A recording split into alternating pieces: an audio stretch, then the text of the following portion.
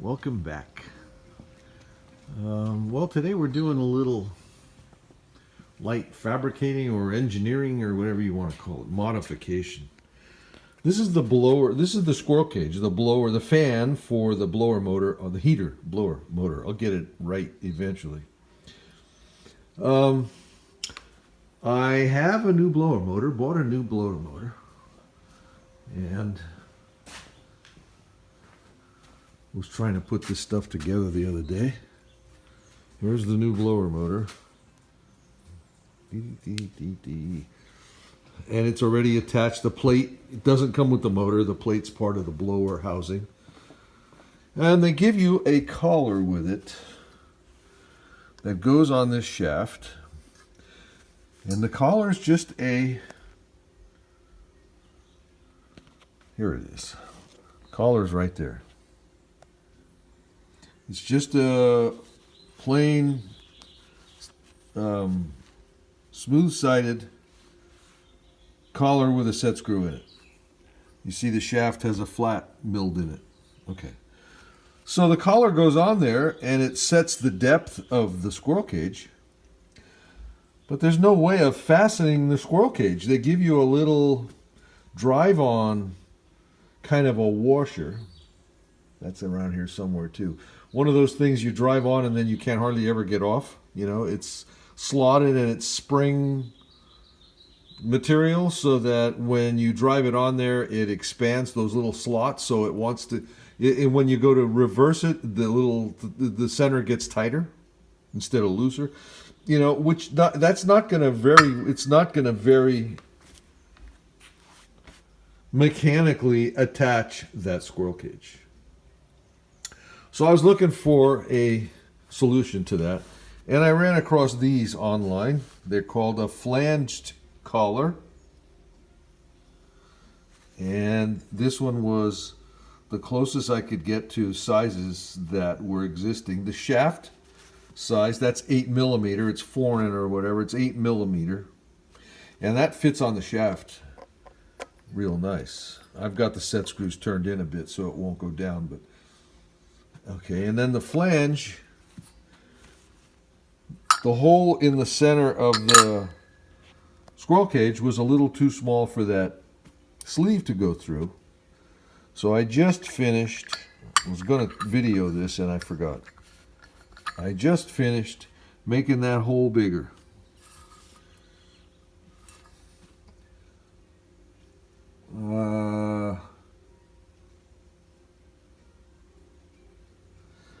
I think it was, I don't remember.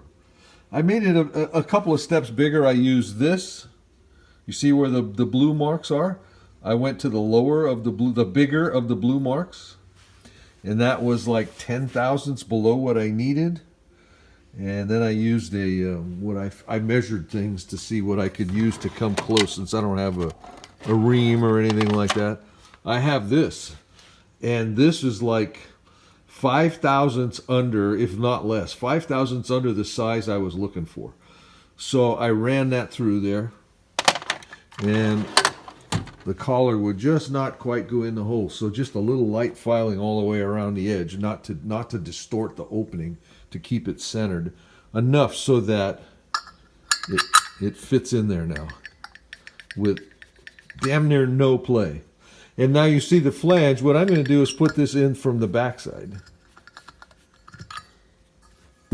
I'm going to put this in from this side. And then I'm going to drill. I bought, the last time I was at the store, I bought these 632 by 3/4. I'm going to cut them off. I won't leave them 3/4. But I'm going to use those. I'm going to drill holes. One of these lines up with an existing hole. There it is. One of them lines up with an existing hole. So I'm going to start there. And I'm going to drill 3 more holes and pin it to the squirrel cage with the little screws. So here goes. I'm going to do that, and then I'll show you what it looks like when I'm done. Okay, well, there it is. Okay. Worked out pretty well. Took me a little longer than I thought. I mean, I had the thing mounted pretty quick. Didn't take long to do that at all. But I found the squirrel cage had a little run out. It was a little wobbly and a tiny bit, it looked like off center. So, and it really pretty minor. I mean, it didn't vibrate. It vibrated a little bit, but not much. So I played with that good half hour, maybe a little longer, and got most of the wobble out, and I think damn near all of the run out. So I think it's good now. It's pretty smooth. Anyway, here's that little piece I was telling you about that they sent. Where is it? There. That had that little collar and then this, and I don't know how that was going to attach the squirrel cage. So when the shaft spun, the squirrel cage followed it. But anyway, it's on there now. There's 2 set screws on that collar, one on each side of the center. You see the 4 632s holding the collar to the squirrel cage, so it isn't going anywhere. So I think that'll work used fine. Later, bye. Okay, that makes really good flow. Look at this.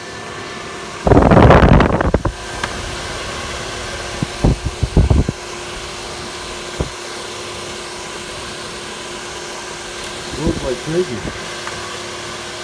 All right, so that's a success, I would say, at this point. You see when we get it together a little more.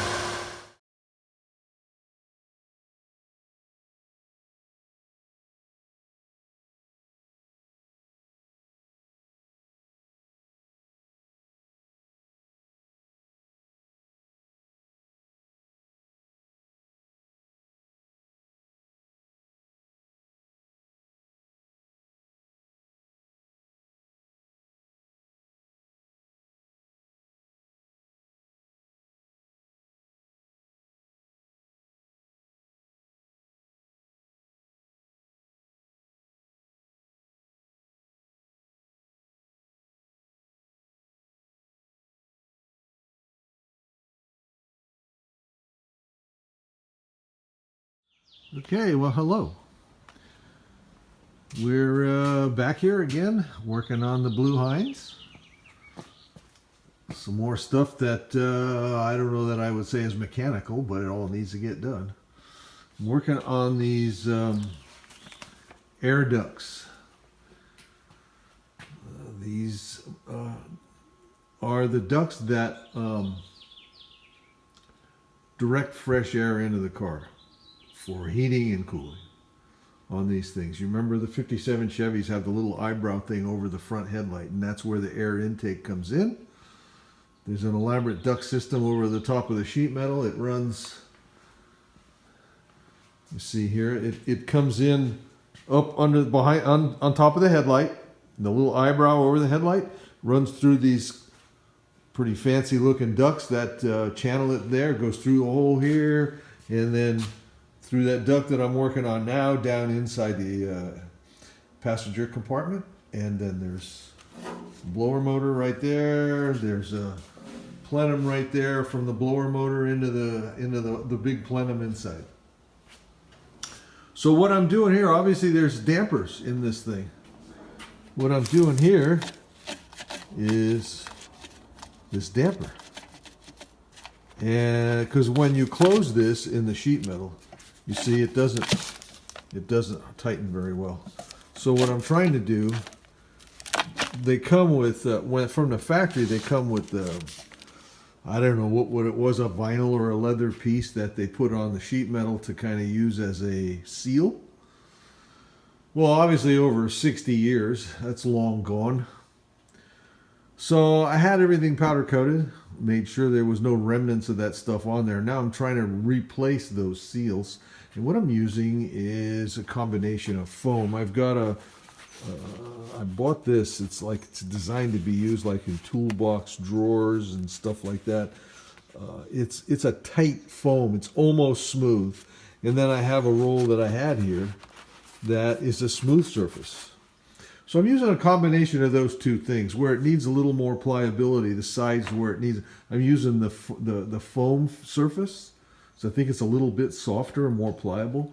And then on the other sides where it has a better seat where it closes, I use the smooth. But you see what happens here, you got to spray this you got to spray this adhesive on both sides. Well, obviously the foam's no problem. You put it on a piece of paper. And what I did is I used a Scott towel, put it on there, and then so I could get rid of the Scott towel and have all the excess glue go away. Everything wouldn't be sticking to it, me included. But you can't, I mean, you spray inside these dampers and you get that stuff everywhere. You go to put the foam in there and you know what that means. It's sticking every place but where you want it to stick. So you see, I've done a lot of work here, taping and protecting and all that other stuff. See? So now I've got the pieces on there. You can see the foam in there, I think. I don't know, I can't manage the damper because I got to hold this up with one hand and the camera with the other hand. But anyway, that's... Where's the lever?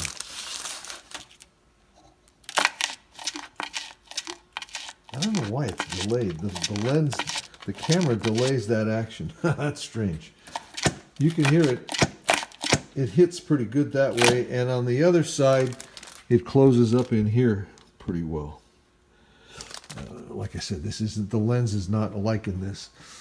Anyway, so that's what's been going on. I started my wiring, the last part of the wiring the blower on these little supports that fasten here. I drilled the holes out before I had it all powder coated, so now those are there. See, it goes here. This pair of wires goes to the cooling fan in here. And then this side, see all these holes here are for those little support things. See, it runs here, and then here, and then here, through the grommet to the other side, and then it runs along. You see a row of holes here. It goes down through another grommet, and it feeds the two little lights on the grill bar and the horns. So it works its way around to all that stuff. So you see there's another one of those ducts comes through this side. Obviously it comes here up underneath the headlight, goes through that hole, and then into the engine compartment. This side's just fresh air. The heating is picked up on the other side. And you see I got the radiator mounted. I've got one of those fastener kits from Dan Chuck with the stainless steel for all of the inner fender panels. And these are sheet metal screws. All these are sheet metal screws. So they come through and they look rather ugly on the inside. Okay, well here's a better illustration of those fasteners I was trying to show you. The sheet metal screws that I told you I was able to cover the backside. There's a bunch of the screws. Now those all go into the core support. So on this side, they're not that visible. They're there, but right now they got the little covers on them. You don't see them. But what they look like, if you see them in there, is this right here. You see that screw? That's what they all look like on the opposite side of the panel from the head. There's another one right down there. See?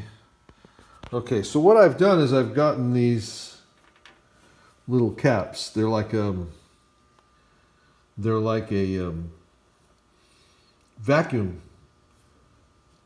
line cap. All right, so I got these little caps and put them on there, and then they're a little tight, so they catch the thread a bit. So when you put them on there, you have to turn them a little bit to cover the. I'm trying to do this through the lens of the camera and stuff.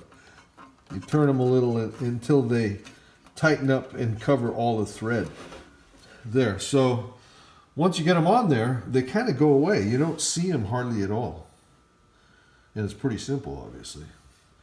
So everywhere you see one of these screws, see here's a bunch down here, these little dust covers, dust shields, have 4 of those screws, and they come through this side. Now, like you say, the only person that's going to see this is a mechanic, but I also could get caught, cut on those points too. But anyway, you see what they look like with the covers on them. So wherever you do see them and you put the cover on them like that, they look pretty cool. It dresses them up, kind of makes them go away. So that's what's going on here. Anyway, enough of that. Don't want to make this any longer because don't need to be. Talk to you later. Bye. Okay, so believe me, after quite the extensive battle, that's installed. You see the grill for the fresh air, the vent air. Like I say, quite the battle.